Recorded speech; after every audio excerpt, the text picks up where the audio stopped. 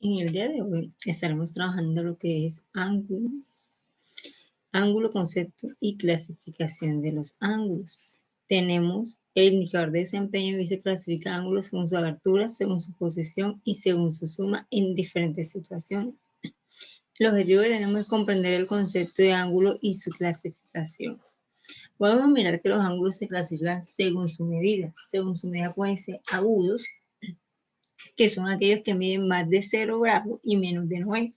Vamos a mirar varios ejemplos: 37, 28, 48, 72, 63, 49. Si un ángulo no tiene su medida, podemos identificar si es agudo o no. ¿Por qué? Porque nosotros partimos de un ángulo recto que mide 90. Entonces, si está antes de ese, decimos que es agudo, porque todo aquel ángulo que mide menos de 90 grados es un ángulo agudo. Tenemos el segundo me dice que son aquellos que miden más de 90 grados y menos de 180, eso se llama obtuso. Ojo, todo el que mida más de 90 grados y menos de 180 va a ser obtuso. O si mide 90 grados exacto, es un ángulo recto. Y tenemos C, ángulo llano. Ojo, llanos son los que miden exactamente 180. Si mide 181, no es un ángulo llano. Llano debe ser 180. Exacto. Si mide 1,79,9999, no es llano, es un ángulo obtuso. Porque recuerda que el ángulo obtuso es todo aquel que mide más de 90 y menos de 180. Tenemos también los ángulos convexo y cóncavo. ¿Cuándo sabemos que es convexo? Cuando su medida es menor a la de un ángulo llano.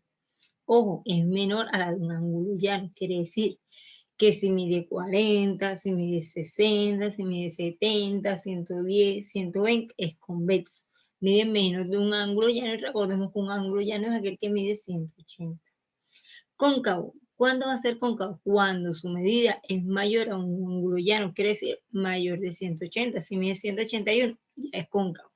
230 es cóncavo. Y tenemos también según su posición. Ojo, según su posición. Según su posición tenemos los consecutivos. Ojo, los consecutivos me dicen que tienen el vértice y un lado en común. Podemos observar que este es el vértice y el lado en común. Por eso son consecutivos, uno detrás del otro. Están los adyacentes, tienen el vértice y un lado en común. Los lados no comunes están sobre la misma recta. Observa algo que se diferencian los consecutivos de los adyacentes. Mira que el adyacente, los lados no comunes están en la misma recta. Observemos aquí, mira el 45. Tienen el lado en común ambos, el vértice, pero el que no es común, por lo menos el AO, que no es común, mira que está en la misma recta, CO.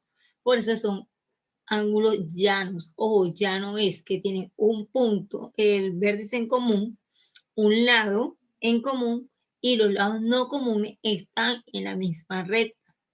A diferencia de los consecutivos que me dice que tienen el mismo lado, ojo, el mismo lado y un vértice en común.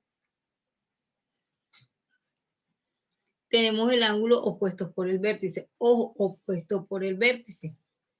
Los opuestos por el vértice tienen en común, tienen el vértice en común y sus lados están sobre la misma recta. Mira que los lados están sobre la misma recta. Podemos observar algo. Si este mide 38, yo fácilmente puedo saber cuánto mide este ángulo. ¿Basándome en qué? Recuerda que un ángulo, todo esto debe medir 180. Si esto mide 38, ¿cuánto va a medir este? ¿Cuánto le falta para 180? Le falta 142. Recuerde que los ángulos opuestos por el vértice tienen la misma medida. Quiere decir que este ángulo mide 142.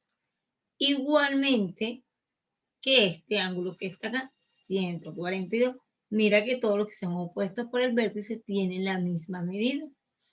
Y ahora tenemos, de acuerdo a sus medidas, de acuerdo a la suma de sus medidas, podemos clasificarlo en dos.